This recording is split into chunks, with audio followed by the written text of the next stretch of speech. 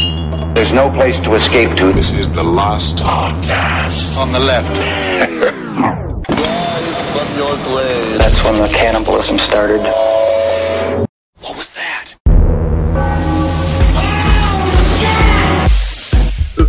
I'm doing my vocal exercises. That's a Shut burp. the fuck up for a second, okay?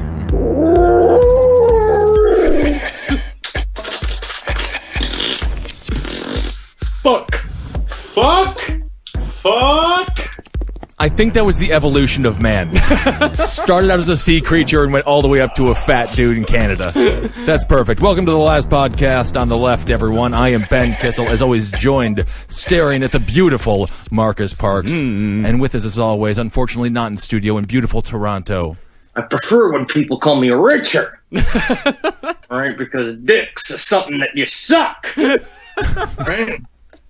Don't let anybody tell you any different, all right? What I've decided to do as Rick fucking Cheney. That's what I'm changing my name to, Rick Cheney. Wow. Decided to amputate my hands and have them replaced with metal claws, just to make me more visibly evil. It is very difficult to make Dick Cheney, a.k.a. Rick Cheney, more evil than he looks currently. The scowl, the second heart. I mean, the man is a super villain if you've ever seen one in real life. We've given the man 2 hearts. Also, the last Rothschild, did you see how that? We've given him how many hearts? 9 hearts. 9 hearts. There are people not getting hearts. Dick Cheney's got 2 of them, and I'm not shitting you. Well, I bet he's got 5 in a fucking suitcase Right. that he's waiting on, and 2 of them are his butlers, just walking around his fucking his many mansions, and he just walks around being like, "I gotta tell you, Montague, when you finally are used for your express purpose, I will dance in your grave." Yeah. People are just human. Yes, Mr. Cheney. We'll never go meet Mr. Cheney. Human pieces of future mate, Dick Cheney. Yeah, so today is 9/11 Part 2, The Conspiracy, which is why we're talking about Dick Cheney. Now, let me say right now, I did days, hours with research assistants in this sweaty little room with me. I have 2 new research assistants that are at Dog Meat's fucking beck and call. They are scared of him. I see them because sometimes they'll call on the phone and be like, "Can we stop researching the truth?" And I was like, "Did Dog Meat tell you would stop?" No, he says that we can't. And I'm like, "Get back to fucking work." Get back to work. So, because we were originally going into this to tackle the whole, jet fuel can't melt steel beams. Right. Building 7 being taken down. The 2 towers being exploded and taken down. Flight 93 being shot down. A drone being flown into the Pentagon. And I came to Henry and Ben with a 12-page outline completely refuting everything that I found. And Henry, what did you say to me? That it was a 12-page amateur chemistry lecture. Very intense. It was highly compelling. Marcus is going to release all of his fucking research. It's very good. It's very thorough. Dog Meat seriously tackles the idea that the towers were blown up. They were not blown up. Building 7 was not blown up. This is the last podcast opinion so far. They were not blown up. They did fall as a result of fires. Marcus has got the fucking science to prove it. We got the documents. We didn't want to have people falling asleep on the highway while listening to the show. No, I think then we're liable. Yeah, absolutely. Yeah. No, it is very hard chemistry and it is very hard science and also physics behind what happened, because that's what I think why a lot of times conspiracy theories gain ground, especially with 9/11, is because I can say in one sentence, I can say the buildings were brought down by the government in a false flag operation in order for us to get into a forever war against terrorism. Boom. And I mean, it's not going to help you at the Starbucks get your order any faster. I don't know. But It you might can work. say the sentence. It might work. Yeah, and that is, I can say that in one sentence. In order to refute you that the buildings were not taken down and to tell you exactly why and how they fell, I'm going to bore you with 12 pages of scientific nonsense that it took me days and 2 assistants to really wrap my head around and to really understand. And I even tried explaining it to someone here at the creek earlier, and you just see their eyes glaze over when you try to explain to them the difference between heat and temperature. Well, they don't want to know. I'm fully glazed over right now, so that is not going to happen. Not on our watch. We're going to have no blood on our hands. Yes. By the way, NPR kills 13,000 people a year due to driving and sleeping, hitting multiple trees. Absolutely. Carly, Marcus's girlfriend, is barely with him anymore. She's gone. But he does know the truth. She is We are long examining, gone. but there are very compelling arguments on both sides. Yes, right? there are. But the problem is that the truth is rarely sexy. The truth is almost always boring. Like once you really, because it's simplification is easy. You can make a YouTube video where you talk real fast for 4 minutes, Right. and it sounds real good, and you get a couple million views, and you get a pat on the back. But actually explaining the science behind why they did fall, and there's very real, very solid science, while there is compelling evidence on the other side, and I'm not going to discount it completely. At least as far as we go, we looked at all the evidence, and our opinion is that the towers fell on their own. All right. I also found my nickname. We got Dog Meat, Too Real, and The Truth. Yeah, sure. Yes, of course. Absolutely. Nailed yes, it. of course. Boom. The Truth. The Kissel. truth. All right. But Satan always finds the truth to be sexy. I will say that. But today we're talking about, so there are 2 big conspiracies. So now that is what is mainly considered the big conspiracy, is that these towers were taken out, that Building 7 was taken out, the Pentagon was hit by a missile, that Flight 93 was taken out by our government and not by the people inside of it, or was possibly suicide itself. But what we really have discovered is that's just the cover-up conspiracy. That's a conspiracy that the government likes you to have. Yes. That is the one they want you to debate for hours. There's a great documentary that talks about the science of why they could have been exploded called Experts Speak Out, right? But if you watch it again, it's just nerds fighting nerds. The NIST versus our nerds versus the conspiracy nerds. It's just a nerd fight. The government knows that all the nerds like to fight with each other, and everybody just goes like, well, panties just suck up into people's vaginas and dicks fall off. Of course. So the government loves it when people have grandiose ideas of what occurred on that day. They can call them kooks, they can call them nut jobs, and they can continue to control the world the way they've controlled the world for a very long time. So, Marcus, can we start off with the truth? Let's start off with the truth. Let's go over some very simple stuff with the Twin Towers. Very simple stuff. Very simple. One of the reasons we were trying to make this episode a little bit lighter, because I know that last episode was fucking hilarious. Right. What was the funniest part? The people on the ground during 9/11, or the people filming up in their apartments? I think it was just the crying. Oh, Crying is just a fun thing. Yeah, the worldwide trauma is just amazing for comedy. So let's, and also I want to make a statement here up top. Some of the information in this episode is definitely truncated in the interest of time, but none of it is taken out of context. Not a single bit, because that's what I found again and again with this conspiracy stuff, is that they would take certain sentences out of context in order to serve their own agenda. They would cut off half of quotes that completely changed the meaning of the quote. Nothing that we're saying today is taken out of context. Where we talk about the Nazi concept of where PR meets propaganda. Yes. That's where this stuff, it's like, we learn from the best. Yeah. Operation Paperclip was scientists, but it was also psychologists, and it was journalists, and it was all of those guys. Yeah. We have learned these guys, and they learned this is old hat to America. Absolutely. We know how to frame these arguments and make things real fucking confusing. And so do people that sit in basements who make YouTube videos. They spend a lot of time sitting around, and they can make something sound real compelling, even though you know that it's like, it's made with MIDI music in the background and on his mom's fucking like power PC from like 1997. Please, Henry, the Requiem for a Dream soundtrack. That's what they're using. They don't need MIDI. They've got one very, very dramatic song that is pretty much the standard for conspiracy videos. Never So trust will you a man. take the red pill or will you take the blue pill? Each time. Always the Matrix opening. Yeah, Well, I it don't depends. know. Do you want to sleep through the night? You have a cold, or do you want to go and have an active day with their Dayquil? It really depends. Or do you want to use a metaphor from a Hollywood movie that has gone through the corporate machine and use that metaphor to fight against the corporate machine, or do you want to grow the fuck up? I don't know. All I know is I've been drinking a bunch of Diet Coke, and I haven't exercised or lost any weight at all. So those commercials, they told me I was going to, but I haven't done anything. So let's start with the Twin Towers exploding, and this is a part of the conspiracy, and it is a conspiracy of greed. Is that that's what we can say here with the 9/11, this conspiracy here. It is a conspiracy of greed, and it does have something to do with the two towers falling, but not in the way that you might think.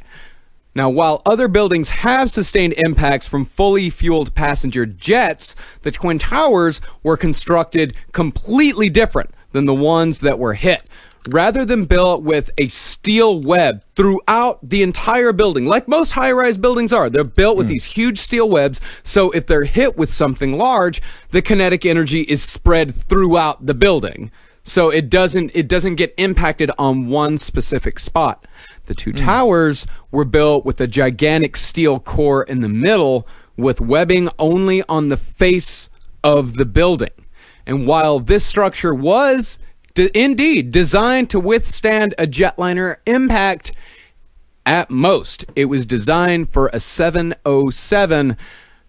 The planes that hit the towers were 757s, which are 20% larger than 707s. So in We other straight up words, just don't know what's going to happen when a plane hits a building. Yeah. You could do a bunch of science, and you could say, "Oh, this building, oh that don't fall down. That's a building." That's mostly what they Right. say. They go up to them and be like, "No, buildings don't fall down. It's got a front, it's got a back, it's got two sides, it's got floors in it, and it doesn't fall down."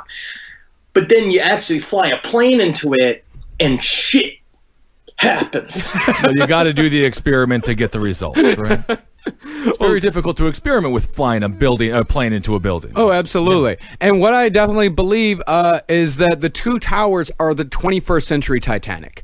Is that they say like they're too big to fall. There's no way. This is a monument to man's intellect. Right. That this is what we have achieved. There's no way that they can fall, and it's total hubris because the engineers that made the Twin Towers said like, oh yeah, a jetliner can hit it, a 707 could hit this, and it won't fall over. Like they couldn't imagine that we might build a bigger plane than what we had in 1972.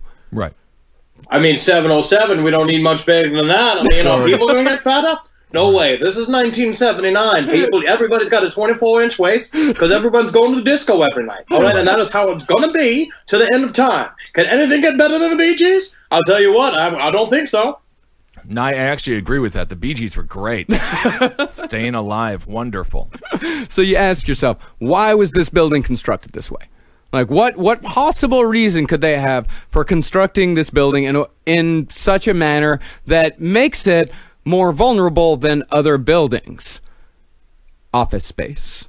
You mean good old-fashioned New York slumlord logic? I love that slumlord New York logic. If they have one steel core in the middle and just a bunch of space out from that steel core to the walls, there is a lot more room to rent out than if you have steel webbing all throughout. Right. And of course, that, like we discussed in the first episode, many of these floors were just full of paper. Yeah. And we didn't have enough technology back then. Nowadays, I would assume you could make a building like this, which with much smaller surface area because you don't need nearly as much storage space. That is very true. But in 1972, real bad idea. Oh my God, the fake mustaches alone and the bell-bottom pants. I mean, people sweeping through the offices.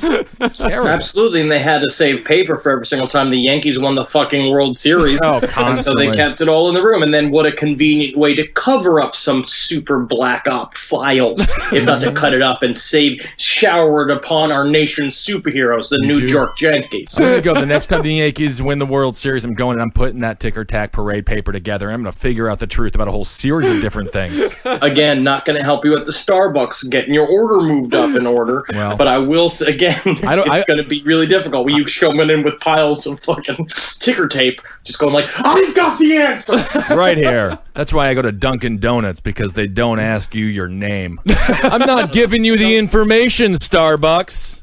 Dunkin' Donuts, the louder you yell, the faster you get your coffee. Absolutely, and you get 4 munchkins for $1.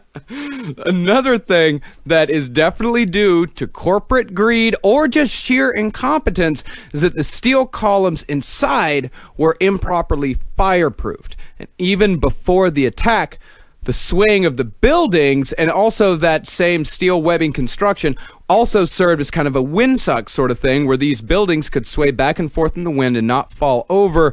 The swaying of the buildings in the wind caused the elevator cables to slam up against the walls constantly, which knocked fireproofing off of the columns. There was regular maintenance required to fix this, but of course it was not kept up regularly, which contributed to the steel beams not melting but warping due to heat, not temperature. And like I said, I could go into that. If I explain that to you, it would take another 20 minutes. But you'll put the notes on Facebook, and you know where they figured out that technology where the buildings can sway to and fro but not fall over? 105th Street, a heroin addict.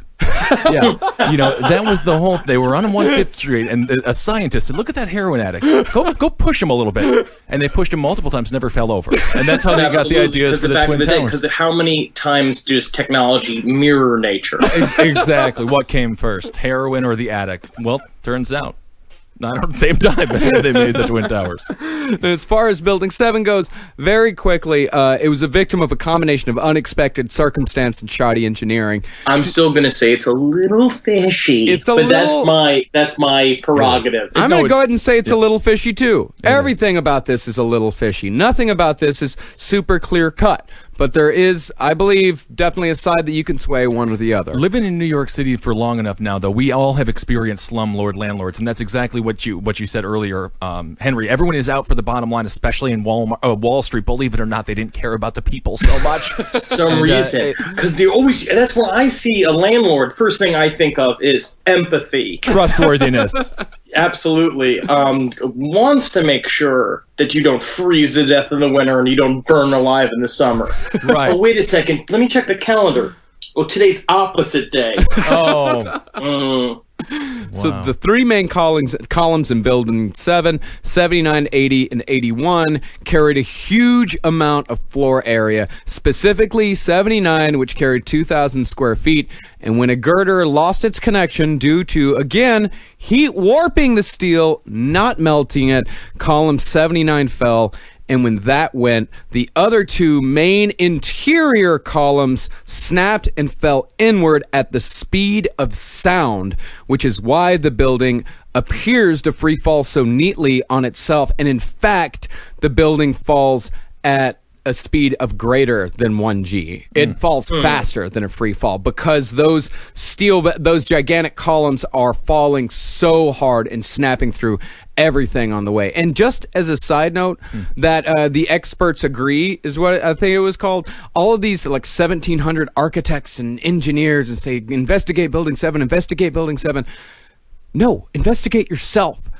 You say it never happened before? Oh, a steel high-rise has never fallen due to fire, has never done it. That's like saying that you're not going to go to the doctor for the herpes that you have just because you've never had an STD before. I just want to say I'm going to send an edible arrangement to your research assistants because I think that maybe send them like a massage or like send them like something because I feel like this is the lowest volume that you've had this conversation. Oh, I was being loud on that? No, you're being very, very professional. I'm just very concerned I have herpes now. I don't know. Maybe I have to go to the doctor. I haven't been able to. But how do you know if you have it? I think it's if you found love. Is that it? I don't know. Oh, that's bad. And I'm going to go ahead and say, like, these guys, like, ignoring these flaws, these structural flaws in these buildings is not only completely arrogant, but borderline criminally negligent. Right. Like, this is something that they need to pay attention to, and they are ignoring for God knows why. Well, like Henry mentioned earlier, people are out there trying to create their own narrative, to sell their own books, to create their own brand. And that's what happens with all of these tragedies. Yes. And like you mentioned earlier in the first episode as well, Henry, 9/11 as a brand. The U.S. took that brand, and these people are either truther or whatever it might be brands. Taking the conspiracy brand. Absolutely, because it's what we're seeing now in comedy a lot, where people side with arguments in order to get work. They literally come in and these huge things pop up, and these architects kind of jump onto different teams to basically band together, and then they all get convention money, and they all get speaker money, and they all get like publishing money. And then there's always one like super smart nerdy dude who's just standing alone on the street, and he's just like, but.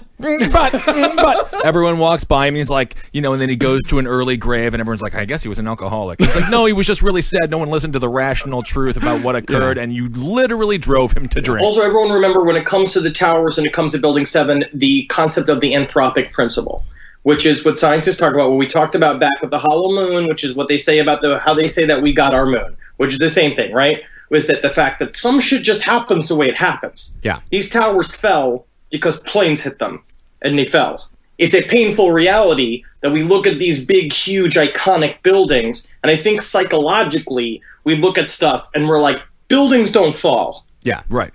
No. And so we automatically want to frame the way we perceive the truth, and to be that buildings don't fall. And and to that point, look at what happened with the pedophilic government. Look what happened with the pedophilic ring with the Catholic Church. Priests don't touch children. Yeah, they just drink a lot of wine and look at their penises as it gets all hard, and then convince it to go down without touching. Absolutely, and they're just sensitive boys that had no place in modern society, and their love for fucking God. If I could make more audible finger fucking quotes for God. But if we can't trust makes them serve a whole life of that without once getting their dick sucked. Right. And I think this point brings us to the very crux of what this episode is all about, because on one side you have people who look at the towers and think they couldn't possibly fall. There's no way that they could possibly fall. And on the other side you have people who think there is no way that our government could have possibly had anything to do with this. Right. There's no way that they could betray us, that people in the highest levels of government could possibly have anything to do with the towers falling. Yeah. The problem is... Gulf of Tonkin. Next thing you know, you're going to tell me Josh Duggar was on Ashley Madison. Well, what the truth is somewhere in the middle.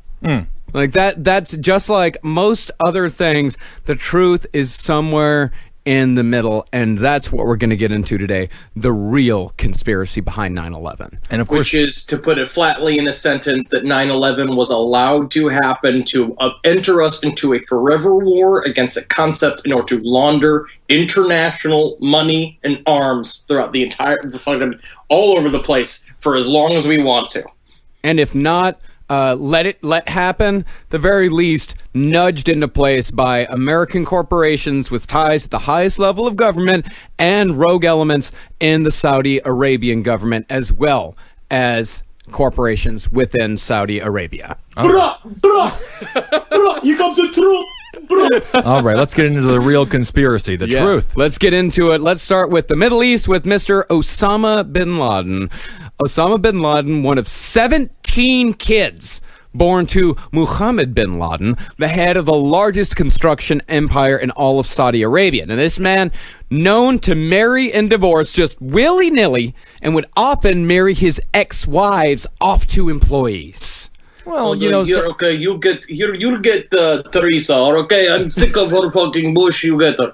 I don't know, Muhammad, because she's like crazy fucking annoying, and she's like always getting ready to do things. He's like, take Teresa, huh? Or I take my fucking fingers and I stick them up my asshole, huh? I stick them up my own fucking asshole. I make myself fucking shoot onto your fucking pants, huh? Well, okay, Muhammad. You got to. When your boss is giving you a bonus, it'd be rude not to accept it. It's like Griswold. This is the Bin Laden version of the Jelly of the Month Club. Yeah, from A Christmas Vacation. Griswold didn't like the Jelly of a Month Club. I'm sure some of these people didn't like getting their new wives, but... I just thought we were all going to get bonuses. I was planning to put a sand pit in my backyard. But thankfully, Storm came and gave me sand pit for free. That's very nice. You got a new wife. So, Muhammad bin Laden, he died in a plane crash on his way to pick up a child bride. Oh, I'm sure that child bride was so sad. Isn't it ironic? Don't you think?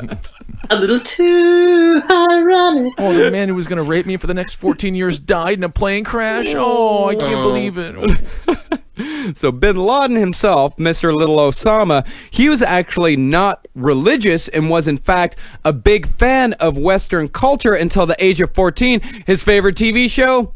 Bonanza. Great show. Great show. Yeah. Horse drama. Nothing better. Absolutely, because they looked at horses as potential wives as well. I don't mean to be racist. I just don't understand the culture. Right, of course.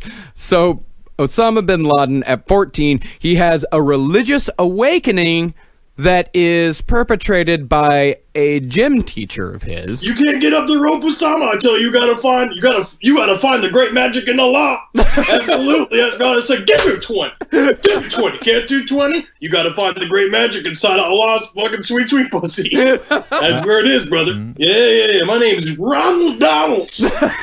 Only take math advice from your lunchroom cook, and only take religious advice from your gym teacher. That's where you go when you really want to learn.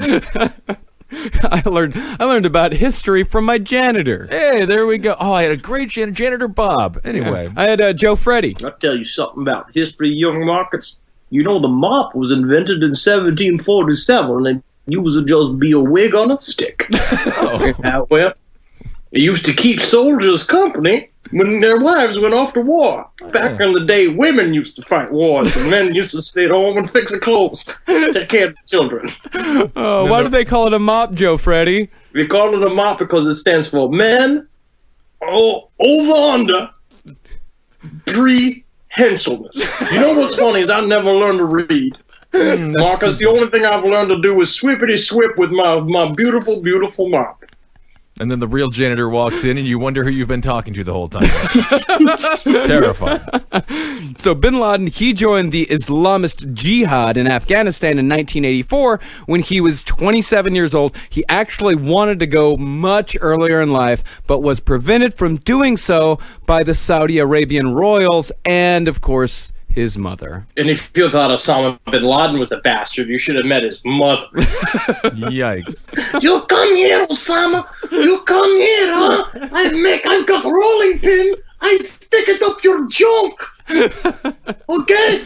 I make towers fall every night, bin Laden. I do it with your father. I make the towers fall after I squirt it out with my screamy tooch. It's just different. You know, a lot of kids in America want to go to Los Angeles and become big-time actors or really successful poets or writers, and for him it was all jihad. There needs to be another option. There has to be. Yeah. So let's start bringing these two sides together, America and the Middle East. America's involvement with Afghanistan has its roots in Afghanistan's war against the Soviets, that would be the USSR, now known as the Russians, that lasted from 1979 until 1989. See, this was a proxy war, and America was hoping to support Afghanistan in an effort to create a Russian version of Vietnam. Yes, well, I mean, a Russian version of Vietnam sounds, you know, kind of like just a lot drunker. Where we like. Can you imagine the music coming out of the Russian version of Vietnam? Christ. Which is like, hey Joe, when you're going with that gun in your hand, you should sell it for bread.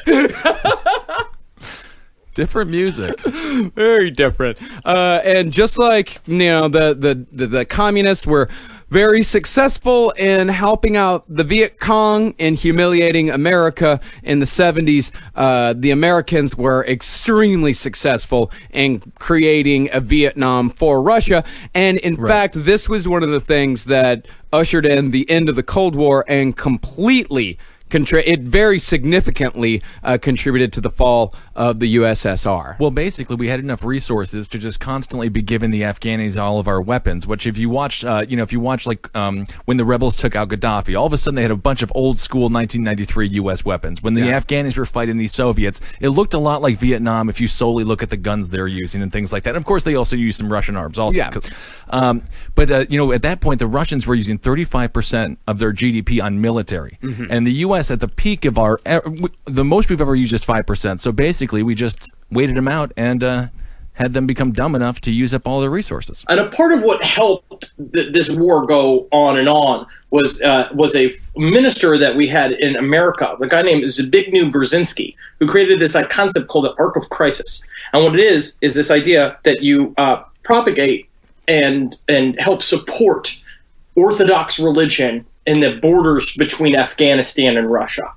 The idea was to take from, like, basically to create a group of rebel fighters out of the worst criminals from the worst neighborhoods of Afghanistan and ultra-religious people, and to pump up the religious fervor in those areas, basically to make them motivated and make them be huge pains in the asses to Russia. Because then again, it's back to what we're doing now, which is fighting against a concept. It becomes that the Russians become infringing on the Afghani lifestyle, which involves religion heavily. Well, I mean, no more than places in Oklahoma involve religion. They really just prey on the people who are extremely poor. And wherever there's poverty, there's a lot of room for you to put a weapon in somebody's hand and convince them to use the name in the right direction. Absolutely. So while we did aid Afghanistan in creating Russia's Vietnam, we, as America is wont to do, especially in the Middle East, left the country in complete and total shambles. And as Charlie Wilson, the man that was effectively in charge of the operation, who Tom Hanks played in a wonderful little film called Charlie Wilson's War. A little bit lighthearted, I would say, for the subject matter. A little too lighthearted, yeah. He said, these things happened, they were glorious, and they changed the world, and then we fucked up the end game. Right. And of course, I'm sure you'll get into creating the vacuum. Well, that's what happened, is that the ensuing power vacuum after we left was filled by the Taliban, who were supported by Al-Qaeda and Osama bin Laden militarily, and were funded financially by the Saudi Arabians. So now you have the Saudis' tendrils firmly planted in Afghanistan, both militarily and financially. So we have because we have two things, right? The guys that filled this up are the Mujahideen, right? Which are a group of these, like, basically street toughs and religious nuts that end up forming the Taliban, and all these people that started taking over Afghanistan. And not only, but they were sitting on a slush fund of billions of dollars that the U.S. and Afghanistan were, the U.S. and Saudi Arabia were helping fund the entire revolution, right? Right. And basically, the U.S. would send money and weapons, and Saudi Arabia would match it dollar for dollar and include guys to go in and help set up their whole fucking army. Yeah. We made a delicious soup of fighters that fight. What is it? Like, what I forgot what the term is. It's like non-unilateral fighting. It's that idea of, like, true guerrilla warfare. You can't find them. They're picking you off one by one. They're blowing you up where you don't know where they are. They're setting booby traps. They're stealing your weapons. They're doing all this stuff. We made these guys really good. Yeah, I mean, they're a train. But anyway, so that's exactly what happened in Iraq right now. Obviously, went in, pull out, ISIS is created. It's exactly what occurs. And, you know, for the U.S., you could argue that it wasn't necessarily a bad decision. The Russians dissolved because of it. Yeah, exactly. Like, it was a calculated risk, and boy, did we calculate wrong. And in conspiratorial thought, if you also want to say what a great bookmark to set for down the line to have a permanent villain. If you want to say, like, no matter what, I think a good reason to leave, and when the Taliban starts getting set up, they can be like, okay, let's bookmark that as our future villain in the story. Like, boom, we got him. Boom, we got him. It's very easy, because now we're starting to look at being like, so if we saw the pattern with the creation of Taliban and what Al-Qaeda would eventually become in Afghanistan, and then the same shit happened with ISIS, it's got to be almost like we want it to happen, right? The bubble's just like the housing market bubble, or I think there's going to be a university bubble bursting soon. They just go to different places. So Yemen right now, where we're currently in our proxy war, as soon as the U.S. stops backing the group of people fighting the Houthis in there, the exact same thing is going to occur. There's going to be a whole series of unrest, and the next tribal group will come in and win. I mean, whoever is the next president, guaranteed would go in. We're going to get rid of ISIS, and it'll just move to a different country where we currently are festering it with the proxy war in Yemen. We're always 10 years ahead. My question is if we fight the Houthis next year, do the blowfish follow? Yes, of course. So you're asking, okay, the Saudis are now in Afghanistan. They've now got a lot of money invested in Afghanistan. But Marcus, that's great news because they're our allies, right? And they're always helping us out. They got our back over there. Oh, yeah. And in fact, they are the #1 buyer of American arms. Of defense arms. They are the #1. Nobody in the world buys as many arms from America and American countries as Saudi Arabia.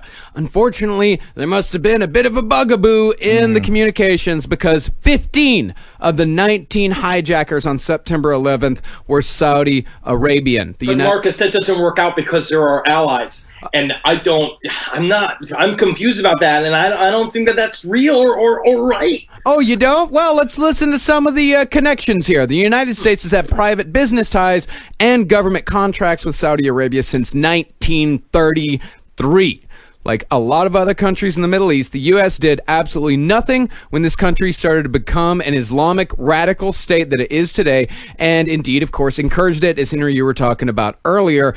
And you ask, why? Well, in theory, a dictator is a lot easier to influence and control and make deals with than a democratically elected government.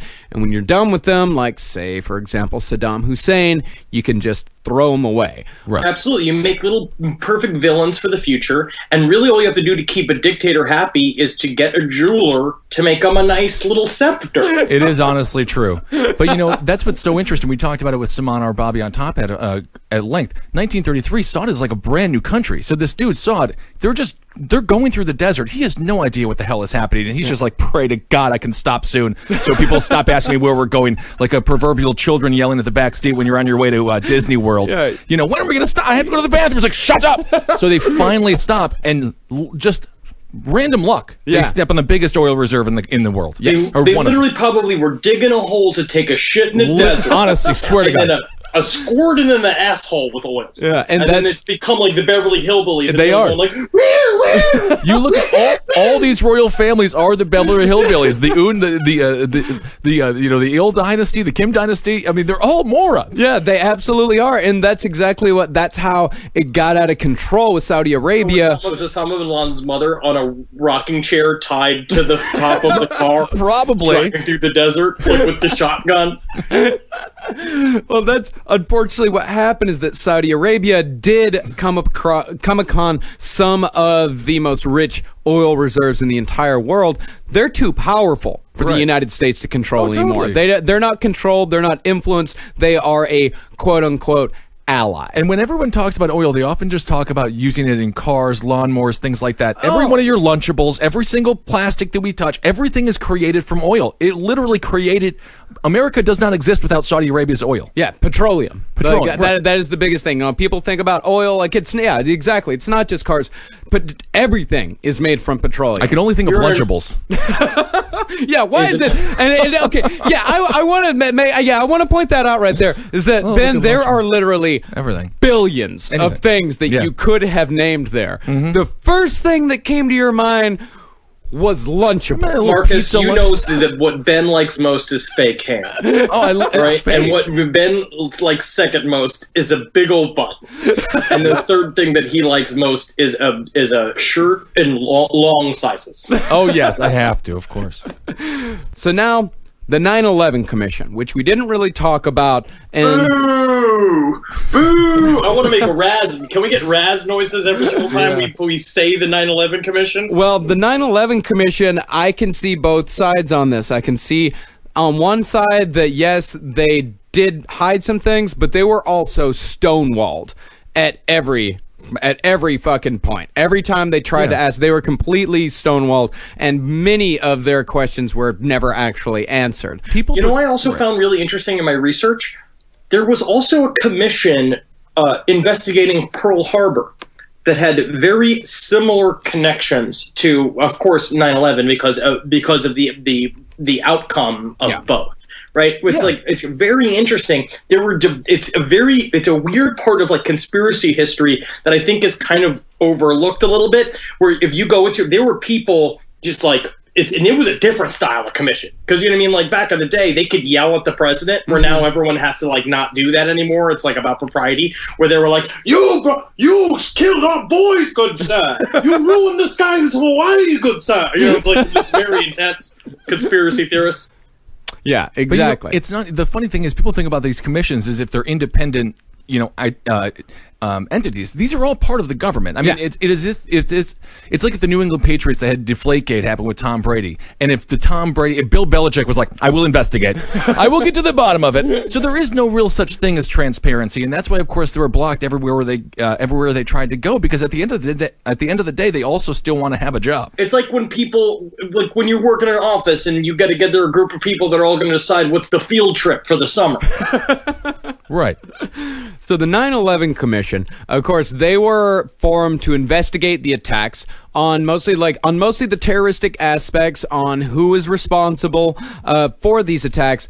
The 9/11 Commission report has 28 pages missing from the final release, 28 redacted pages. And this guy, Senator Bob Graham, he said that the evidence, quote, points a very strong finger at Saudi Arabia as the principal financier of the 9/11 hijackers. And the reason why I find this very interesting, why he's just not saying it, is because the only time he trots this out is when Saudi and U.S. relations are strained. Right. You know, when they're strained and they're like, and Saudi Arabia's like, oh, I don't think we want to do what America wants to do anymore. He goes, so what about those 28 pages, huh? Right. And they treat these 28 pages like a holy grail. It's very difficult to get security clearance enough to go and see it. And then, of course, when you do go, you cannot take pictures. You can't do anything. You can't take them out of a room. You're heavily monitored with armed guards. And they walk out of there, and it does look as if they have just seen an epiphany. The first time that this guy spoke, his eyes were wide as if he just took a bunch of acid. And it's just like birds or dogs, if you think about how brains are. And I'm like, I have no idea what that means. But, so it's very interesting how sacred these documents have become. Yeah, exactly. Well, you also want to look at the minutes that were cut out of Richard Nixon's, all of those recordings and all this stuff. Every single time something is redacted means that our government is doing a lot of footwork to make sure that the people don't know what's going on. Because to have something be that obviously out in the open and be like, and this is stuff that we don't talk about, means that it's unbelievable, because it would shatter the global relationship between Saudi Arabia and America, even though we're pointing that big fucking Arnold Schwarzenegger finger at them whenever we want. It's, I don't know. Although with the decline of oil prices and with the they're running out of oil, Saudi Arabia, we'll find out very quickly in the next few decades how much we really like them as people. I guarantee you. Yeah, Saudi. I know. Yes, we've run out of oil, but what we do have are these warehouses full of pet rocks. Oh. Know that you like them, huh? You put googly eyes on rock. It's now animal. I kind of do like that. Another thing to think about with this is that there was a 2005 CIA report that the Saudi government themselves had nothing to do with the attacks, but three paragraphs of redacted information could point to rogue elements within the government having direct involvement. That is something that we will definitely cover later on the American side. Rogue elements within the government. It sounds like a good old-fashioned Cheney sleepover. Go and he roll. loves to have them, and you know what? His mom will let you watch as many R-rated movies as you guys can watch until you fall asleep. She will? Even the Lost Boys? Never the Lost Boys! Oh, God damn it. You know there's a Kiefer Sutherland band in this home! That's not right. But I do want to say, I want to point out, Nixon's, the things they redacted from that was just a whole series of phlegm sounds. It sounded like a man eating an oyster, and he said, this is my legacy. Can you get rid of... Yeah. And him going like, okay, now what is the meanest way I can say the word kike? Let me just tell me, or is it cry? That sounds meanest. Listen to me, Henry. We could talk about Nixon forever. We'll talk about it. We really could. So...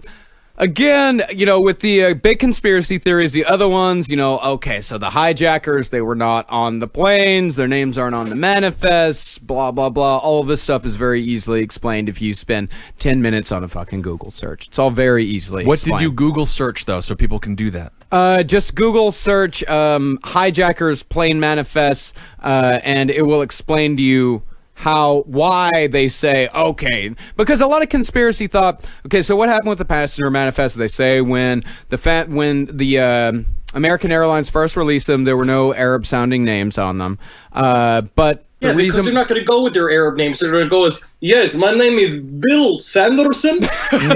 Yes, you can see right here on my ID. It says Bill Sanderson. Well, the problem with that is that, and of course, everyone is going to fucking go nuts over this, but airlines, they have a strict policy of not releasing names until next of kin has been notified. You see it every single time, all of this stuff. Every time there's an aircraft that crashes, they don't release the names of every single person on board. They release the names of everybody that is pretty much everyone that's been contacted.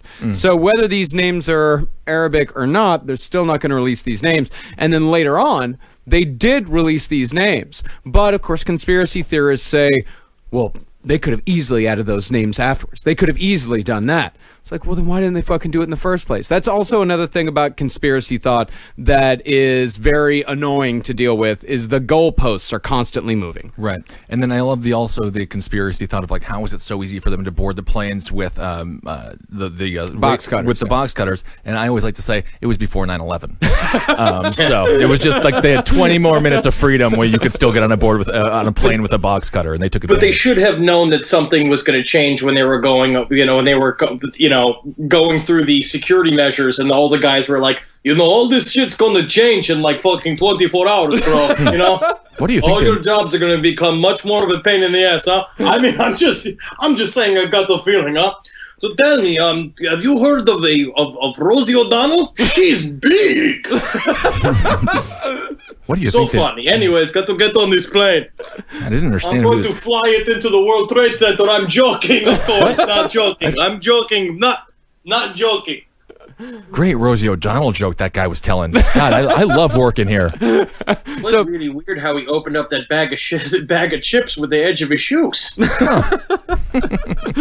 There were also other claims that these people were not religious extremists whatsoever. But the people that say that they weren't religious extremists, you're kind of losing the forest for the trees here. It's like, for example, a stripper in Florida claimed to have, quote-unquote, dated Muhammad Atta, the most famous of all the hijackers, during his time in Florida when he was training to be a pilot, saying that he was a drunk cokehead who just loved nothing more than to fuck day and night. And she was just like, I was fucking one of them Browns last week, and it must have been one of them 9/11 hijackers. You could tell he was suspicious in the way he was, and he was always sticking his arms out and making plain noises. He told me I was the tower. I mean, it may be true that he was fucking around, that he was, going to Vegas, that they were all going to Vegas. All that might very possibly be true. But the only problem with this witness, though, this stripper, who a lot of conspiracy theorists cite, is that she, when pressed further, said that the guy that she was fucking was over 6 feet tall. Muhammad Atta was 5'7".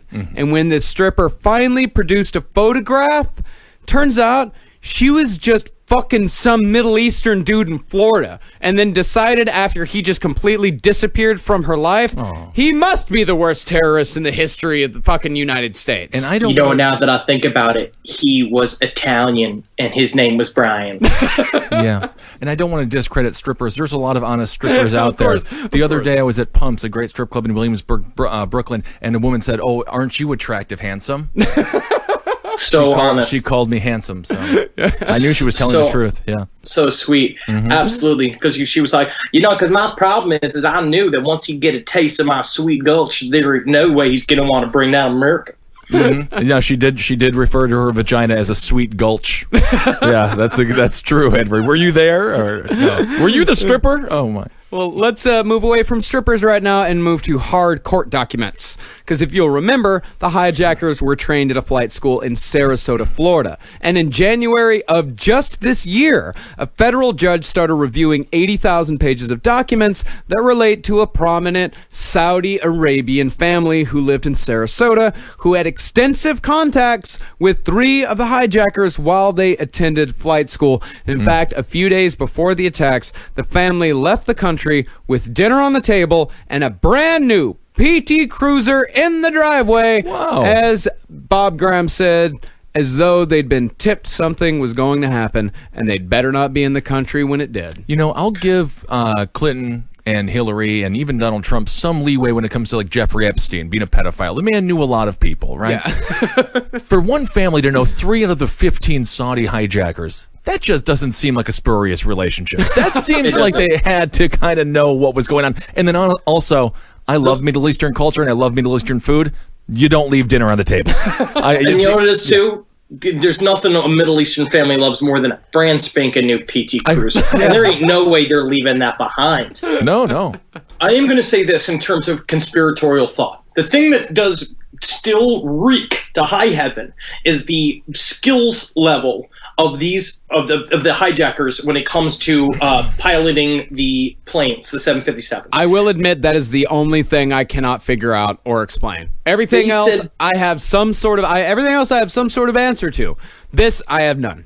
They were called piss poor student pilots. They did not pay attention in class. Hani Hanjour, the guy who made what was then coined a almost professional level turnaround in a 757 in order to land it dead in the middle of a wall on the side of the Pentagon. Right? It's this crazy maneuver he did. This huge turn going 500 miles an hour, and then he was 30 feet above the ground. It's incredibly difficult to do. Well, the huge turn was he was first headed right towards a section of the building that housed all of the top brass in the Pentagon, and that's why he made the crazy turn and came back around and crashed into the Pentagon. I mean, and he a month before he was said that he was not allowed to fly solo in his flight class because his skill level was not ready for him to fly alone. Well, haven't you watched any good 80s sports movies montages? You can learn a lot in a month. Look at the Bad News Bears, Major League.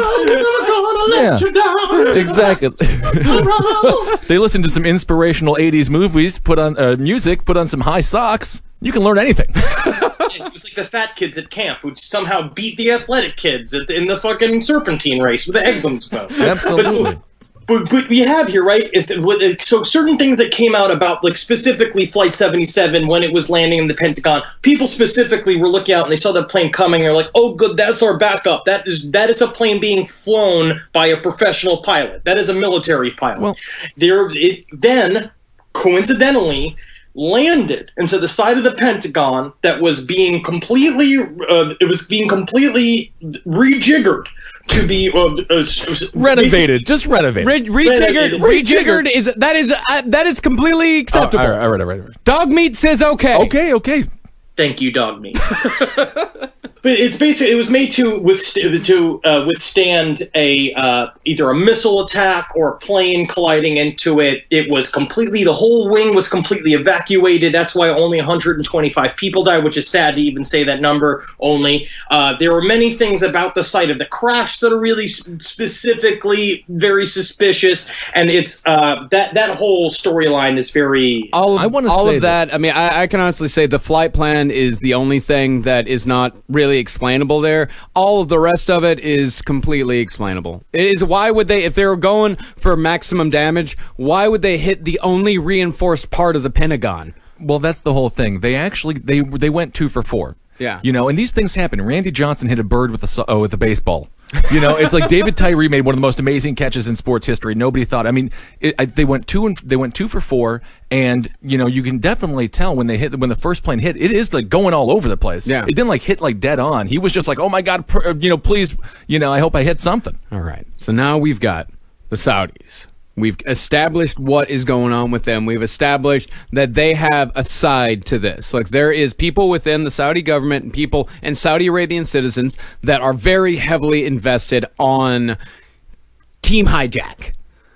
Now then there's Team Government. There's Team Corporation. There is the other side to this. And who is the leader of the side on American soil? Mr. Dick Cheney. Also, he's known as the fucking Penguin. Literally the most visibly evil of any leader we've ever had. Anybody who can't make a full smile should not be in public office. Also, he shouldn't be in public office. If you watch interviews with him, watch when he does smile. Yeah. Like, people will literally be like, so 3,000 people on 9/11 died. It's always at these very morbid moments where he gives that little smirk, which I think is a tell that he's going to say something that's untrue. Yeah, he's also just constantly biting on a leather strap Gotcha. to keep from fucking snapping at people, like literally biting people's noses off. Oh, the S&M sex of Dick Cheney. Can you imagine? So Dick Cheney, in case you're too young to remember, he was the vice president under George W. Bush from 2001 to 2009 and had been present in the White House in one aspect or another since the Nixon administration. He was Gerald Ford's chief of staff when he was, 33, 32? 32, I believe. He was the youngest chief of staff in history. And you got to think, the chief of staff, that's the man in charge of the White House, pretty much. Now, with this sort of influence over decades, this man has watched the political climate and sort of international climate of America and the world change for a long time.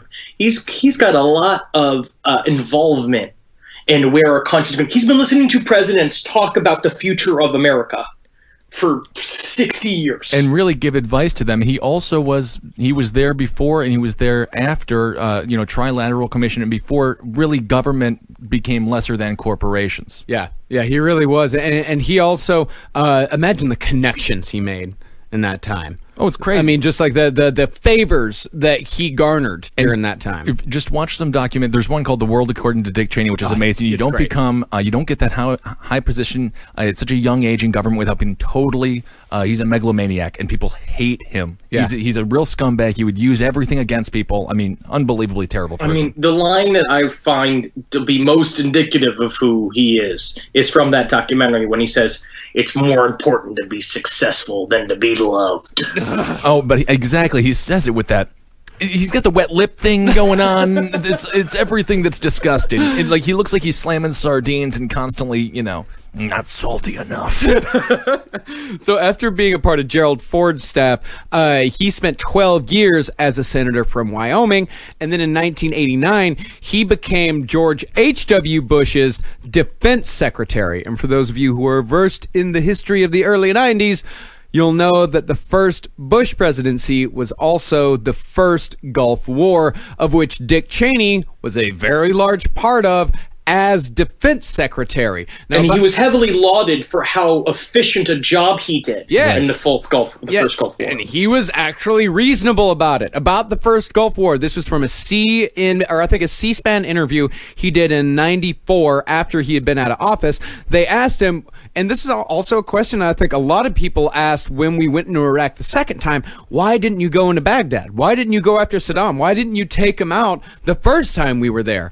And what Dick Cheney said, he said it would be vastly expensive, it would create a civil war, and there would be no exit strategy, which is exactly what happened when we went in the second time and is still happening today. And what is very interesting, too, is that we're going to see what also makes Dick Cheney, fucking Rick Cheney, one of the worst villains of modern U.S. history is his sheer adaptability. That was the right for the time. It wasn't until he got the infrastructure, until he built up the power of the president later on down the line, that he can then really switch to being full hawk and being like, now we're going to carry this into the future. Well, he was definitely always a full hawk, but keep in mind, and this is also the time in the early 90s, the U.S. and Saddam Hussein, we weren't enemies at all, really. Rumsfeld had met with Saddam. We didn't mind that we helped put him in power. And, we were looking for a new enemy. We had the forever war going on with the Cold War. Obviously, we fought that in Vietnam, and people were terrified. Russia's pretty much gone at this point. We need to figure out a new enemy, and the war on terrorism wasn't coined yet. Yeah. So there was no option. And Saddam was the only stabilizing force in that region, and we didn't realize how much money we could make quite yet by completely destabilizing it. Yeah, and speaking to that point right there, in 1997, between the Bush presidencies, the Project for the New American Century was founded, which the Project for the New American Century was a Washington think tank that included 10 future Bush administration officials, including Dick Cheney and Bush's Secretary of Defense, Donald Rumsfeld. One passage suggested that the transformation of American armed forces through, quote, new technologies and operational concepts, those things that cost a lot of money to make and to spell. Mm-hmm. Yes, he said they said that transition was likely to be a long one. Quote, absent some catastrophic and catalyzing event like a new Pearl Harbor. But very similar to what FDR did, like you mentioned, with Pearl Harbor. And then as soon as we had the perfect piggyback to end World War II, the using of the bomb was the perfect piggyback to be like, let's just continue this going. Yeah. It was awesome. I mean, I don't know if like World War II necessarily was as malicious as this was. No, but the using of the bomb then led us to be like, where's our Yeah. new enemy? We constantly need an enemy. I mean, this is all nations are. Which is also what Eisenhower warned against after World War II, the entire military-industrial complex. Like, all of this stuff, it's like, we just learn how much money we can make. They learn how much money you can launder, putting it into black ops, into secret government programs, and in military technology. You can just put money around all over the place, which is the basis for what we believe is the secret government. I mean, this is just one of those things that's like the secret government kind of showing its face, the project of the new American century. And that's one of the great ironies of Eisenhower. He saw war. He was a huge military man, and he was the only one who actually went to battle and was like, we cannot do this. Yeah. All these other elitist, rich pieces of shit are so happy with war because they like to watch it on TV from a bunker. Yeah. They never had to go fight one. Exactly. And it's a great cover for money laundering. Yeah. Yeah. It's huge.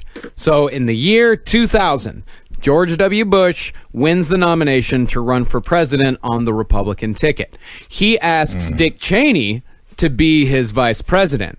Cheney, who in the 8 years between the Bush presidencies had become CEO of Halliburton Oil. First time he refuses. He says, I'm not going to do it.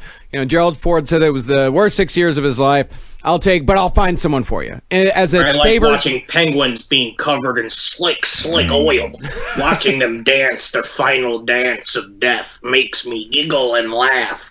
I just love the feeling of being alive then, knowing I won. I beat all of the pelicans. So I'm a good judge of character. I'll go find the VP for you.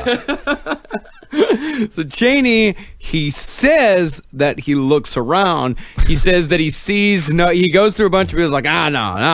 He literally just like lifts up two hats like in his room, going like, no, don't see a vice president under there. Let's see if it's in the junk drawer. Don't see a vice president under there. But this is the exact same thing that dudes do oftentimes with girls that they're in love with, but they pretend to be okay with the friend zone. They're like, it's okay, Becky, we're gonna find you a good guy. You're like, oh, I think that guy's kind of a dickhead, huh? Show it over there. And then 2 years later, he's like, but what about me? And then, of course, she says no. Of course. But W wasn't so smart. So Cheney, he looks around. He says, there's no worthy candidate for this job except me. I'm the only one that's going to be able to do this. Yeah, I know I said the first time that I'm not going to do it, but now that I look around, I see that there's nobody else that's possibly qualified. Nobody else in America. What a gift. Thank you so much, Dick. What a great gift you've given me. He also required one of the most stringent testing policies for any vice president, any vice president candidate ever before. Yeah, vetting. Huge financial summaries he was making them give, years of health reviews and all this shit. And what's so weird is that when Cheney chose himself to be vice president, he didn't have to give any of that financial or health information. And the fact he'd already had 3 heart attacks. Right. And we couldn't get him? Like, he couldn't have died on one of those? So Dick Cheney, he gives up a salary of $4.7 million a year as CEO at Halliburton. Now, let me ask you, how much money did Cheney get from Halliburton to quit his job as CEO and run for vice president of the United States? Right, Zero. He quit. There's no way you're going to give him money, That's right? when I quit Taco Bell, they didn't give me any more tacos for free. Dick Cheney received from Halliburton, this is in his financial disclosure to the White House. This is not rumor. This is not hearsay. This is fact. $34 million. Now, is that enough to buy a president? In 2000. Yes. And let me go ahead and tell you right now that Halliburton Oil, little bit of a spoiler alert for you, they were the oil company that received a $1 billion no-bid contract from the government after the Iraq war. Now, I don't know about No you. No way. I don't know about you, but a fucking $34 million investment with a $1 billion return is a pretty fucking good deal. That's why I play the slots in Atlantic City. You put in $5, you can take out $25 on occasion.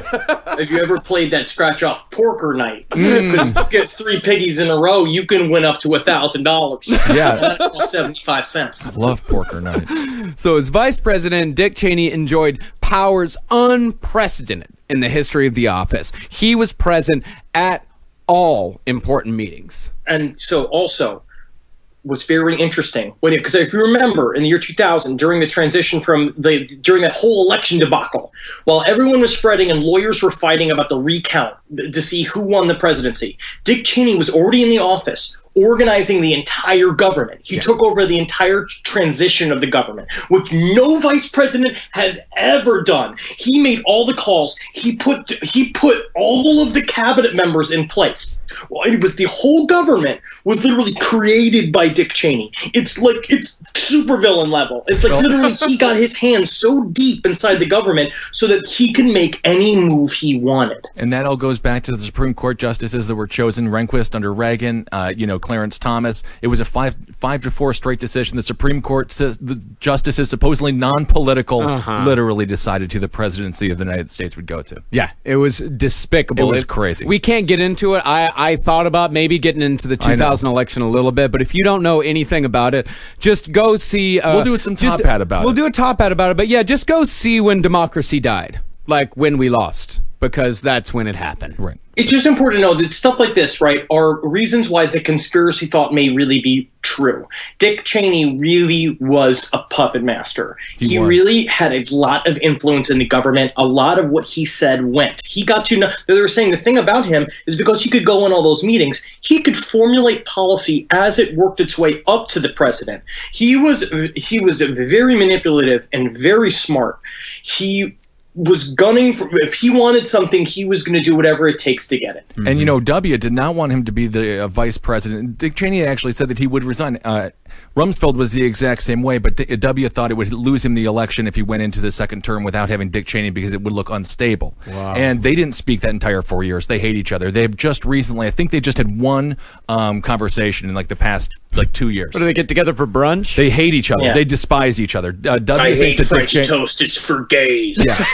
W thinks Dick Cheney ruined his presidency. Well, and he did. So. He absolutely did. Because Dick Cheney also, because that was the time too, because Bush finally stood up and shut down the warrantless phones after 9/11 happened, when he had his whole warrantless phone tapping thing. Bush just didn't know. And Cheney was manipulating everything around him, letting him get the documents whenever he was going to get the documents, and literally Bush was like, "What's happening?" That's my Bush impression. You bet that's Bob Dylan. It's Bob Dylan. I don't believe that. No, sir. No, again, no. You got to make it legal. You got to make it legal. Right. Well, that's the thing. They don't give presidents, oftentimes they don't give them a lot of information, so then they can deny and do it with, they could pass a lie detector test. Plausible deniability. Right, plausible deniability. That's what it's all about. The whole, what is that? When did you know, and what did you know, and when did you know it? Right. Like that's all of that is designed to, I mean, it's pretty much Nixon-proofing everything. Yeah, which is why fucking Barack Obama doesn't technically know anything about the Gaeta Treaty or how the amount of work we're doing with the Greys right now in order to make hologram things to make so that fucking Jennifer Aniston can show up in your living room. Because he doesn't know. And that's why he can belittle the alien movement as much as he likes.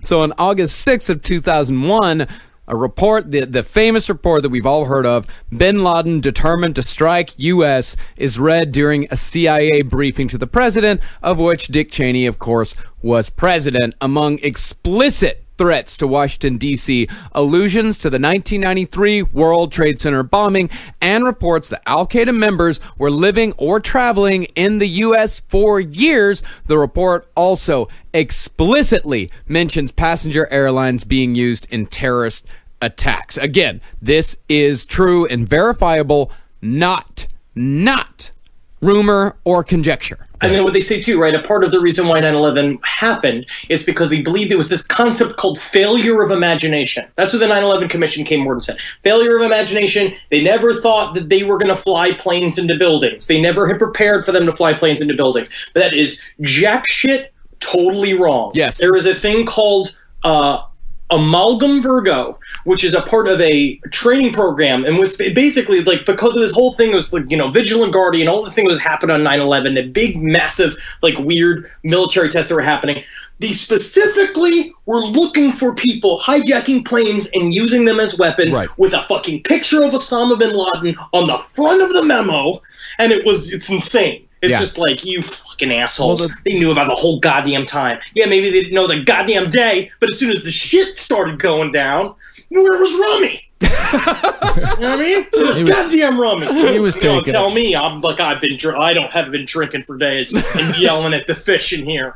Maybe he was taking a dump. Who knows? And by the way, Henry, I've been sober for days because I've had to be. I've had to be sober to get all of this shit, and that's even harder. Right. But, one of the funny things is the government says these things to try to wash their hands of it, but I'm of the mind where I think it's almost more terrifying when they're like, oh, never thought of that. Of course they thought of that. Naturally they thought of that. Everybody, as soon as the first building that was over 2 stories was ever created in the history of time, someone was like, what if I run into the top of it? Of course they thought of it. It's scarier to think that they didn't. Yeah. And or to believe that they didn't. 1880s and those weird plane bikes crashed into pharmacies. I'm sure thank God I got the medicine right here.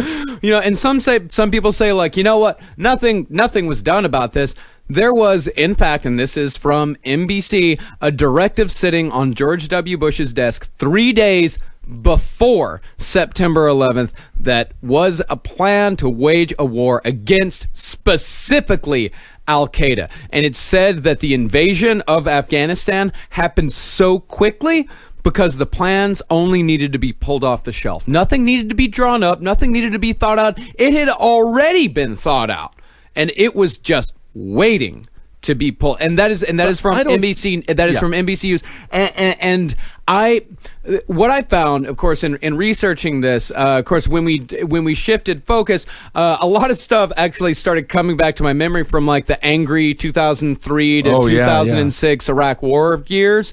A lot of us, when your hair was like back past your shoulders and you were wearing a lot of Pantera shirts and screaming about the government. Yeah, absolutely. Yeah, it was way past my shoulders. Yeah, I did not have a civilized conversation with my brother for literally 5 years. Right. But all of this stuff started coming back. All of this actually true things.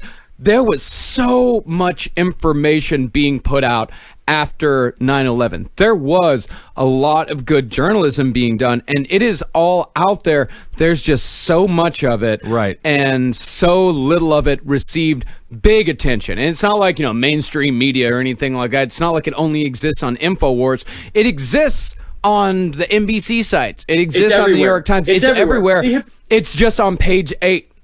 Right. And of course, you've been talking about this too. And George Bush was talking about fucking Saddam Hussein a month after he was inaugurated. There were things put into place for a long time. They were ready to go. They just needed an excuse. They needed a new Pearl Harbor. And what a convenient thing that happened for them. Yeah, Rumsfeld wanted to get him immediately. Saddam Hussein. Dick Cheney pressed to see if it was Iraq. But I will say, in the defense of the government to some degree, if they really did want to blame it on Iraq, they could have just set it up to be Iraqis in there. Yeah. That's why it was so crazy that Iraq was even like we were all so confused at that time and all so full of rage. They could have channeled that patriotism and nationalism in any which direction. We could have, God forbid, really gotten our environmental order. We could have gotten like everyone would have been clean energy for like they would have been on board with anything the government said. But of course, governments take you to war. Of course. So on the day of the attacks, of course, George Bush is out of town in Florida. Now, his first address to the nation, we all remember, we're going to get those folks that did this heinous act, and it's just amazing that he used the word folks in response to the worst terrorist attack in amazing history. It still just he wasn't boils my supposed blood. to deal with this shit. Bush was never supposed to have to deal with it. It was. We said it in the last episode where he said that I never campaigned on being a wartime president. No, he didn't. He campaigned on education. Yeah. And when he says folks, I'm thinking, did an elderly couple swinging on the front stoop and rocking chairs like plan this entire thing? Like folks is folks. Those Saudi Arabian folks who have jihad in their hearts and want to take down America. Those kind folks. Yeah, it just cuts to anybody, folks, is anybody who's churning butter. It doesn't matter what they say, but they were definitely churning butter. It was goat butter. Yeah. And it was them being like, well, you know that America is the great devil, and we got to kill as many of them as possible, yeah? Well, I hope you enjoy some farm fresh goat milk. After that first address to the nation, Bush is unavailable until 7 p.m. that night. Cheney is at the White House in the War Room and is, for all intents and purposes, president on September 11th by design. Well, Liz, we finally made it to the White House. Finally made it to the Oval Office. You know, when I come down to think about it, would I have killed 3,000 people to be president again? Yep. Every time, yep. Yep. So, in a testimony to the 9/11 Commission, much of which, but by the way, a lot of this testimony was omitted from the final report.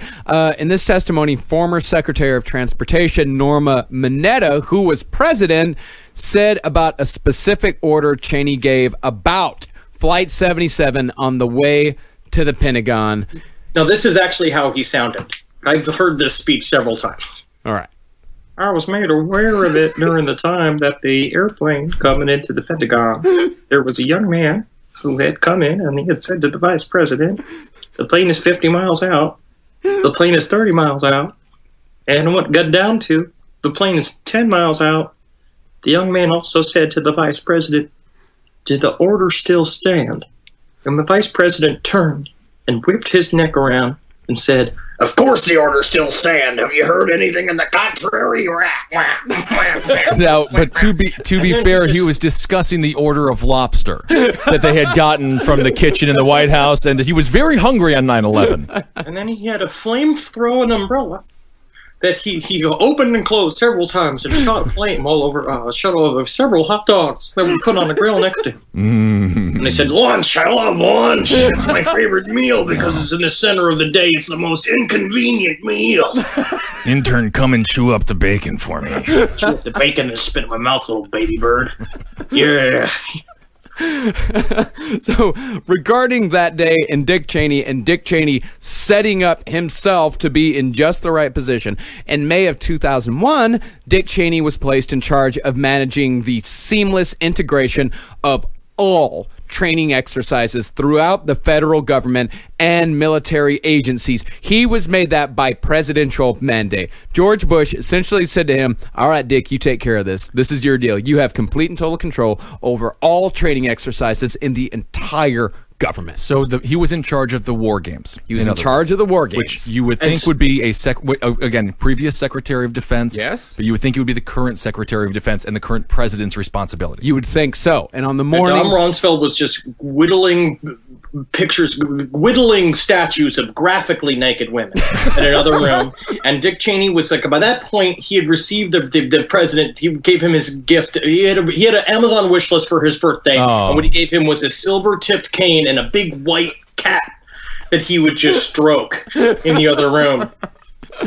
So on the morning of 9/11, there were multiple war games and terror drills being conducted, all under the management and direction of Dick Cheney, including a drill on the west side of Manhattan called Tripod 2, which set up a command and control center that was configured exactly like the one in Building 7 and was under Cheney's management before the hijackings occurred.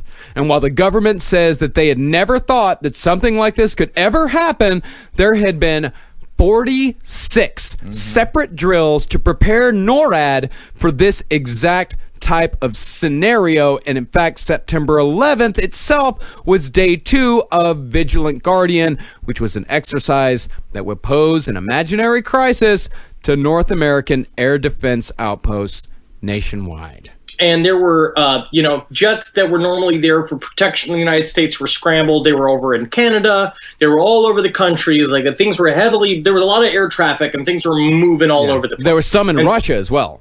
Yes. And so there was a lot of stuff going on 9/11. It wasn't just specifically the day of 9/11.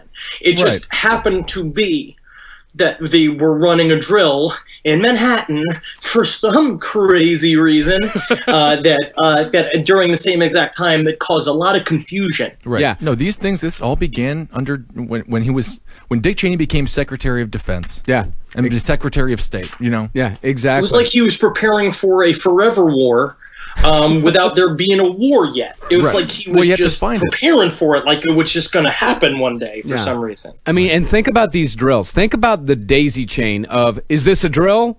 No, it's real life. Is this a drill? No, it's real life. Over, and one person to the next person. And we hear that. Like, that is one of the clips that they play over and over again, is the people at...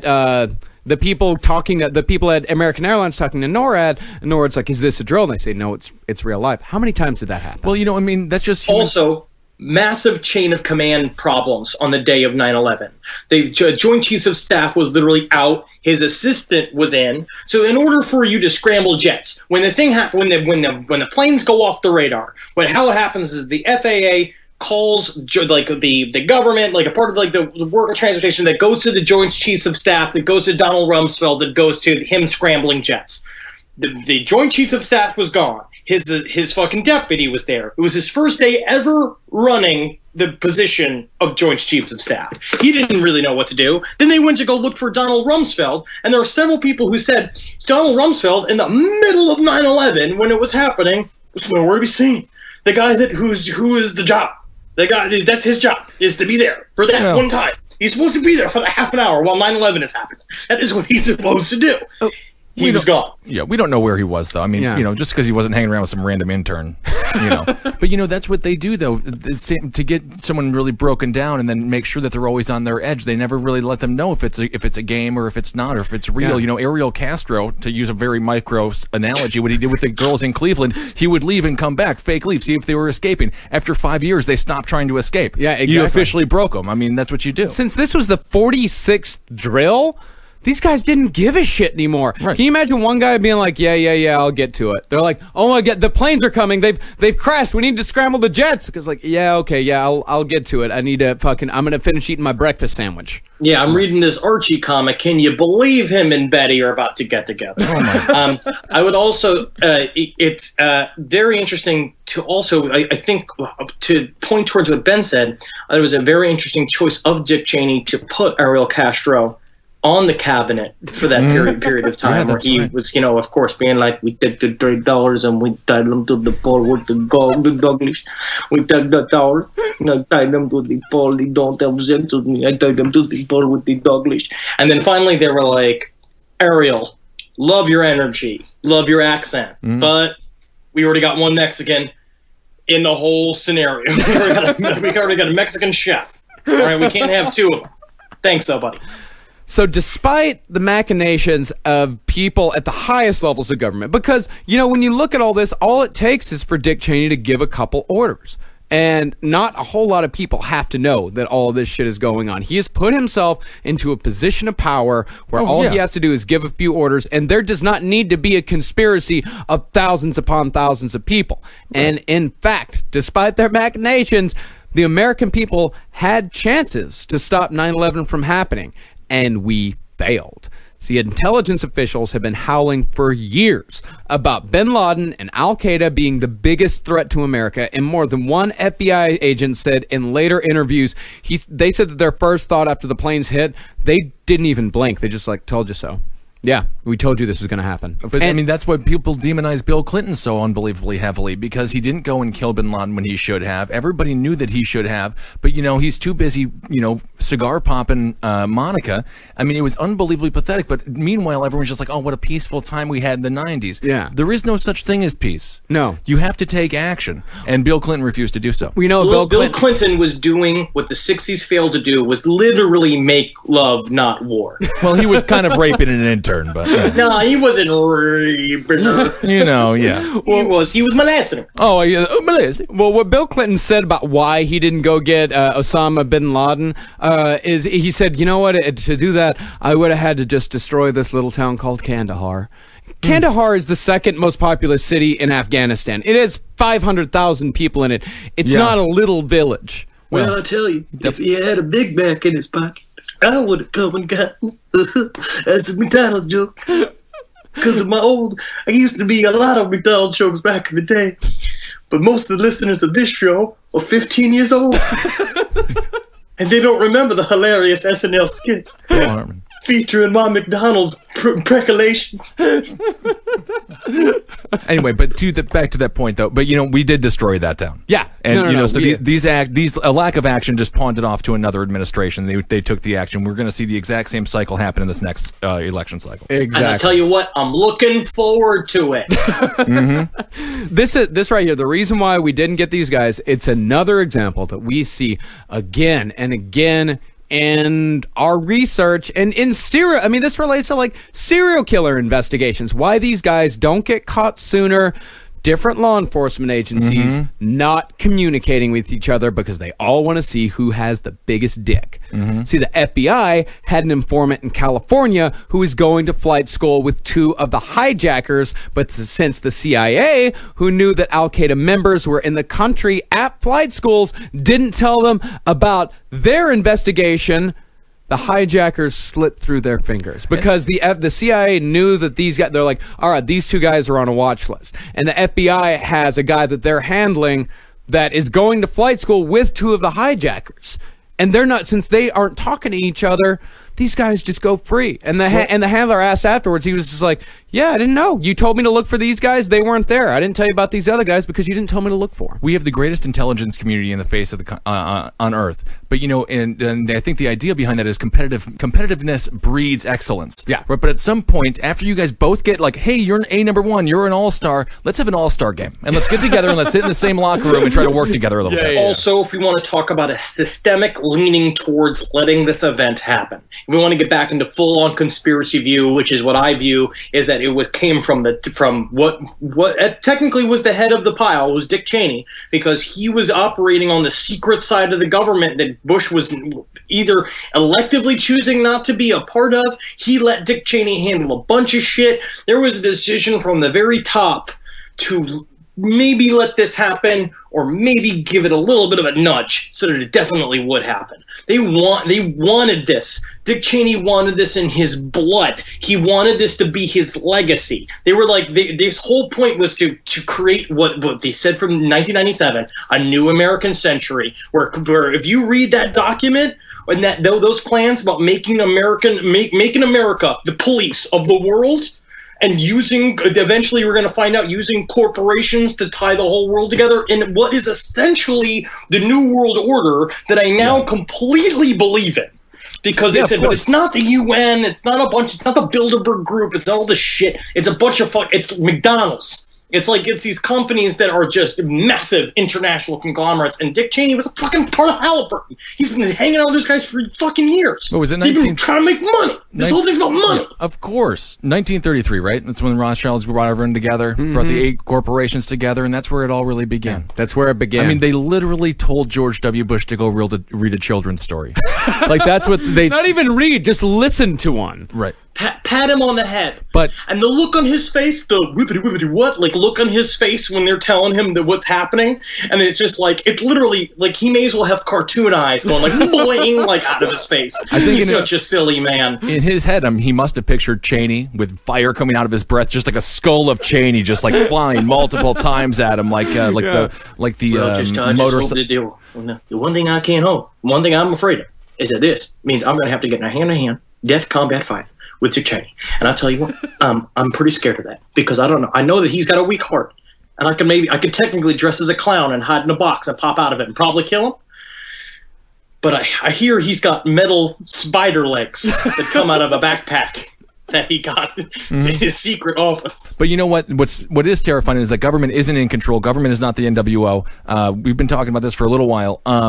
And the scary thing is government is theoretically there for the people. Corporations are not. Corporations lie to you on a regular basis. They're there for profit. So the fact that the NWO was actually corporations is much, much scarier than if it was actual government. Yes. And who owns our government? The people giving these politicians the money it takes for them to buy their yachts and the children they like to have sex with. That's why you got to vote for Donald Trump, everybody. This is all about. I don't even want to talk about it. I don't want to talk about it. You're really changing. You're spending too much time in Fox News. They don't like him. They don't like him. No, I'm just joking around. So there are multiple examples of intelligence failures. You know, for example, former White House counterterrorism coordinator Richard Clark, he speculated that the CIA intentionally withheld advanced knowledge of 2 of the 9/11 hijackers from the White House and the FBI in an attempt to cover up the agency's failed effort to recruit the 2 al-Qaeda members as assets.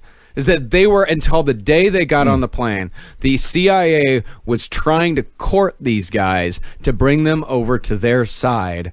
And they didn't, these guys weren't put on watch lists. Actually, it wasn't until the day of, it was 19 days before 9/11. Right. Finally, 19 days before 9/11, the CIA goes, all right, actually, no, we've waited as long as we can. We have it. We can't get these guys under our control. Put them on the watch list. Put them on the watch list. Right. No, nowhere near long enough for us to. Maybe today, maybe in 2015, 19 days would have been long enough, but not in 2001, not 14 years ago. That's also what we discussed with Timothy McVeigh and things like that. These people were monitored by the government.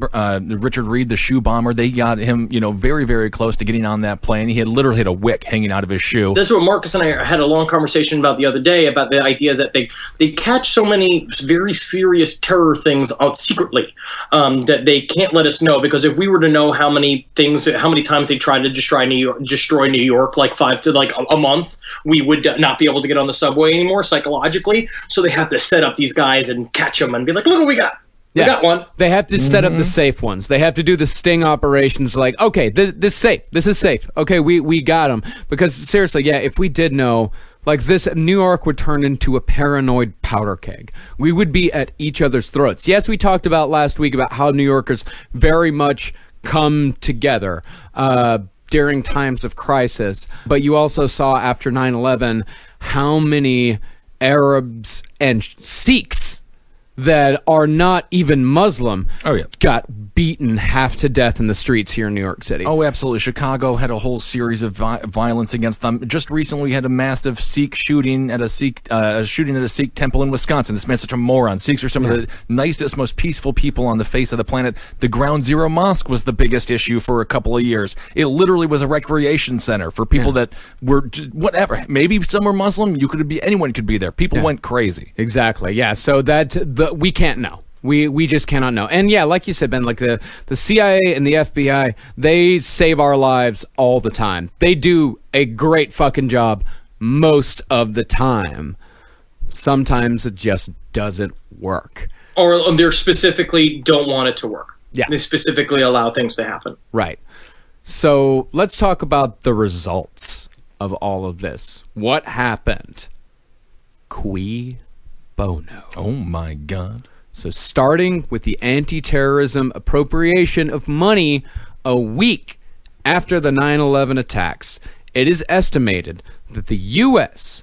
in the first 5 years of the war on terror, just in the first 5 years, we spent $400 billion. Right. We are now in our 14th year. And that is money. That is just the money on the books. Yeah. Never mind the money that's off the books. Yeah. Never mind the fact that, like, the promotions that happened after 9/11. Yeah. Condoleezza Rice got promoted. What's his name? Myers, the guy who took over for the Joint Chiefs of Staff, was promoted. These people they all got handouts after failing on 9/11. Yeah. And these defense contractors, the defense business in America wasn't doing great before 9/11. They hadn't sold a whole lot of weapons before 9/11. In fact, Vought Aircraft, they had laid off 20% of its employees, and they were actually on the decline. After the wars began, they received over $1 billion in defense contracts. And of course, as we all know, the war in Afghanistan gave way to the war with Iraq, which started 2 years later in 2003. Fueled by lies and the anger of the American public, which is exactly what they wanted all of you to feel. That is exactly what they wanted. Right. It was total madness. And the axis of evil speech was totally insane. Jesus completely Christ. out there. For those that don't remember, the axis of evil, it was Iraq, Afghanistan, and out of nowhere, North Korea. Out of absolutely nowhere. No, it wasn't even Afghanistan. They had a perfect Iran. villain leader. It was Iraq, Iran, and North Korea. Yeah. They were really hoping he was going to be more dangerous than he is. Yeah, he's a fucking child. He's an asshole. Yeah, they can't put together a fucking rocket program. Yeah, it was a cartoon. They ended up with a cartoon.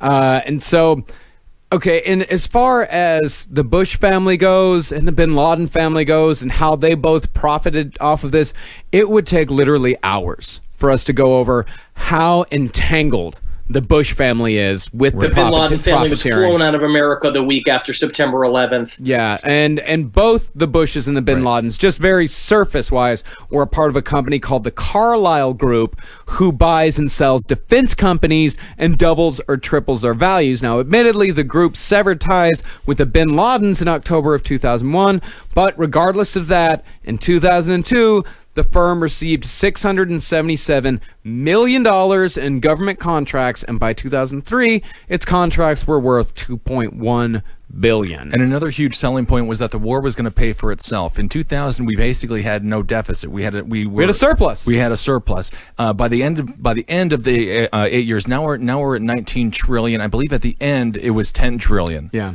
So it obviously did not pay for itself, and we paid with blood. We paid with loot. We paid with everything. Yeah. Do we play with tokens? No, we didn't pay From with the tokens. Fuddruckers? Because that's how I like to pay for things. I like to pay. I hope I can play the Smash the Monkey game with some of this 9/11 money. By the way, I think that game was taken out of a store recently because someone perceived it as racist. Jesus. I swear to God.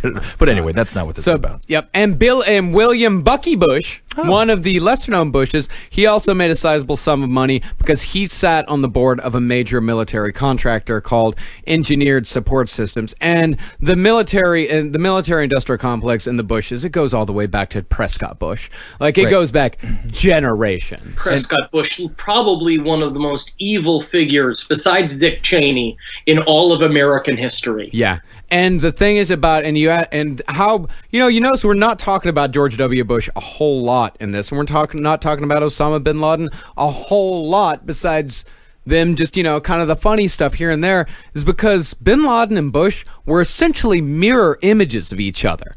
They were both easily manipulated figureheads with a penchant for religion, Islam on one side, Christianity on the other, who could draw attention away from the people actually in power. And Osama bin Laden had been cast as the villain years ago. They made him, they trained him, they did the whole thing, they gave him the motive, they put the gun in his hand, they did a bunch of shit. He was happy to accept it. He's not a cool dude. He's malicious. He wanted to be the villain, so he became the villain. And George Bush was a hapless man who was just the fall guy. But that's all perspective. Osama did not want to be the villain. He was the hero. And yeah, exactly. In his world. And W was the hero. Dick Cheney's the hero. All these people are heroes. Yeah, exactly. In their own eyes, they are the heroes. I mean, George Bush, he just wanted to be Uncle George. Like, if George was your next door neighbor, he'd be the cool guy that throws barbecues and like he always has Heineken. Yeah, they call the 2000 election the election you choose who you want to have a beer with. Yeah, exactly. And George Bush, I would much rather have a beer with George Bush than Al Gore. Still, yeah, to this day. Actually, kind of Dick Cheney too. Dick Cheney he just drinks out of a pewter skull goblet, and he's just like, do you have wine? I like how it looks like blood. And in addition to that, these guys were just clueless rich kids. They're both clueless rich kids just playing at games. Family Feud. Saddam is the guy who tried to kill my father. Yeah. Classic W quote, taking an entire nation to war. Yeah, exactly. That we're still paying for it. So while 9/11 may not have been completely orchestrated by higher-ups in the U.S. government, definitely evidence to support that they gave it a nudge or two, and definitely evidence that people in Saudi Arabia had a very large role to play on the other side. But it is important to note, none of it is hard evidence. It is all circumstantial. If there was hard evidence, these people would be in prison right now. At least hard evidence that we know, that we have out there. There is no hard evidence out there. It is all circumstantial. And it is definitely my belief that the real conspiracy of 9/11 was between American corporations and rogue elements within the U.S. government and rogue elements within the Saudi Arabian government and Saudi Arabian corporations. And guess what, guys? It's over. They won. Well, they definitely won, and they ensured forever war. Yeah, they won. 2000, I believe, was the last election that truly mattered. Like, it's after that, if Al Gore would have gotten into office, yes, 9/11 might have happened. Yes, Dick Cheney might have found a way to nudge it on, but we wouldn't have gone to Iraq. And it's very possible that Citizens United, which gave corporations the power to be people and to buy and sell politicians openly, might not have happened. The only thing left to do is to wait until the corporations have eaten everything but themselves. And when they finally devour themselves, if any of us are still alive, right, that's when we can be free again. And we're watching, we're done. America is a series of corporations that buy a bunch of politicians. Everything you watch is propaganda or a hologram. That is just the truth. You should be reading news from multiple countries if you want to have any sort of real perspective of what's going on in America. You need to read on news that's happening outside of America. We live in a hologram reality, and there's a part of us that is, and does Dick Cheney sit with fucking Draco in a sauna all the time? And he's just like, I can't sit in the sauna too long because my blood gets too hot and then I pass out. And Dick Cheney's like, I have the same problem. They crushed it. They succeeded in dividing and conquering. Yeah. The country is more destabilized than ever. 93 war on drugs. What they started with militarizing the police there was re-upped during the war on terror. That's why we're seeing exactly what we have in Ferguson, in Baltimore, every single place around this country. They succeeded. And as Obama did his job to pull out of the Middle East, because he's the dove, again, the illusion of choice. Non-action is action. As Bill Clinton wanted to be the sweet dove, not going in, forcing 9/11 to occur, when Obama pulled out, forcing ISIS to form a huge caliphate, guarantees we're going to be going back right in there.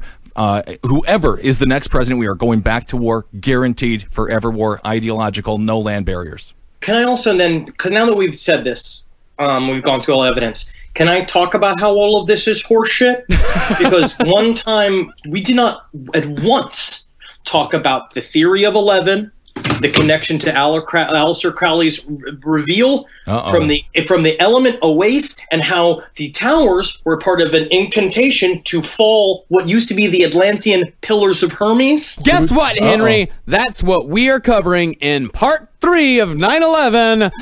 The magic. Because did you know that there was Korean Flight 85 that was redirected down into the Yukon? And do you know what the airport was called? It was called White Horse Airport. And you know what White Horse is? White Horse is a slang for heroin. You know who sang a song that had the term White Horse in it? That would be Ozzy Osbourne. What was the name of the song? It was Mr. Crowley, who was the air traffic controller in charge at White Horse Airport. Go to the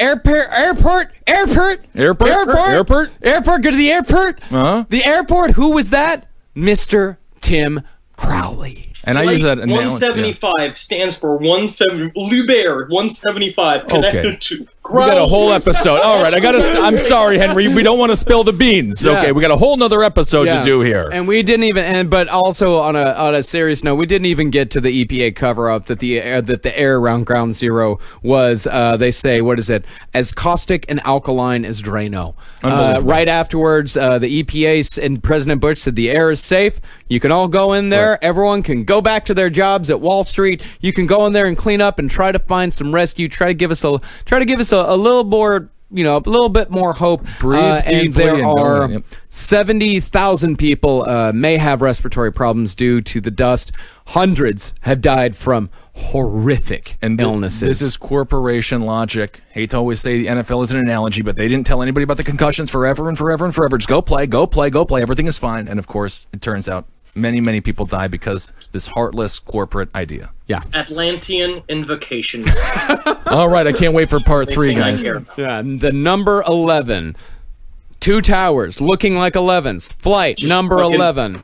digest it. Just think about it. Think all about right. it. Thank you so much for continuing on this journey with us. Thanks, everyone, for all of their kind words on the first episode. Thank you so much for liking it.